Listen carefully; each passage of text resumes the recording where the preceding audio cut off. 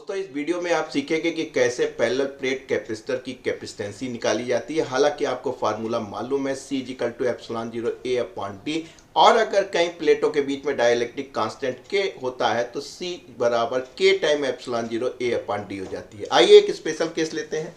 ये हमारे पास एक कैपेसिटर है, ये कैपेसिटर की प्लेट 1 है, ये 2 है, और उन प्लेटों के बीच की दूरी D है। आधे एरिया में आपने डाइलेक्ट्रिक डाल रखा है, आधे में नहीं कर रखा है। ऐसी स्थिति में अगर हमको निकालना होगा कि कितना कैपेसिटेंस होगा इस कैपेसिटर का, तो उसको निकालने का एक सिंपल मेथड है। आप कुछ मत कीजिए, एक बैटरी को लीजिए, दोनों प्लेटों से उसको जोड़ दीजिए। जाहिर सी बात है ये पॉजिटिव टर्मिनल है, तो यहाँ पे ये प्लेट पे पॉजिटिव चार्ज आ जाएगा बेटा, और ये निगेटिव टर्मिनल है तो जाहिर सी बात है यहाँ पे निगेटिव चार्ज आ जाएगा। तो देखिए अब आपके पास दो कैपेसिटर बन गए।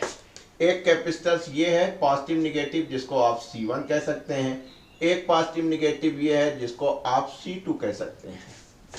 जहाँ C1 की कैपेसिटेंसी का सवाल है, बिल्कुल सिंपल है, ε0। ये बेटा पूरी प्लेट थी, प्लेट को हम एरिया ऑफ क्रॉस सेक्शन से दिखाते हैं। ये चीज़ जो आप देख रहे हैं वो आपकी ये लाइन है, इसका मतलब है एरिया ये है आपका। प्लेट ये है, इसको प्लेट मानिए, ये प्लेट का एरिया है। आप एरिया ऑफ क्रॉस सेक्शन देख रहे हैं। आपने देखा कि आधे एरिया में आपने डाइलेक्ट्रिक डाला, आधे में कुछ नहीं है, तो एरिया डिवाइड हो गया, तो A/2 हो गया। दोनों प्लेटों के बीच का डिस्टेंस D है, तो वो वैसे ही रहेगा। सिमिलरली आप कह सकते हैं कि जो C2 होगा वो K टाइम हो जाएगा, क्योंकि डाइलेक्ट्रिक से उतना मल्टीप्लाई हो जाता है। एरिया आपका आधा था और अपॉन D आपका सिमिलर था, तो आप ये कह सकते हैं कि साहब ये वाली प्लेट का एरिया A है। अब हमारे सामने समस्या ये आ गई कि दो हमारे पास कैपेसिटर हैं। अब हमको ये देखना कि ये सीरीज में है कि पैरेलल में है। अगर ये कंसेप्ट और मिल जाए कि ये सीरीज में है पैरेलल में, तो आप इफेक्टिव कैपेसिटेंस आप निकाल लेंगे। आप जानते हैं कि सीरीज के केस में आप देखते हैं और जानते हैं कि सर कि अगर हमारे पास दो कैपेसिटर हैं और उनको इस तरीके से हम जोड़ते हैं, तो हम कह देते हैं कि सर ये स्ट्रक्चर बताता है सीरीज में है।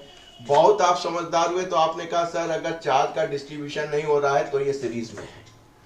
इसी तरह आप बताते हैं कि अगर हमारे पास दो कैपेसिटर है, अगर इस स्ट्रक्चर फॉर्म में है, तो हम कह सकते हैं कि साहब ये पैरेलल में है। थोड़ा सा समझदार हुए तो आप कहेंगे सर अगर इसमें चार्ज का डिस्ट्रीब्यूशन हो रहा है तो ये पैरेलल में है।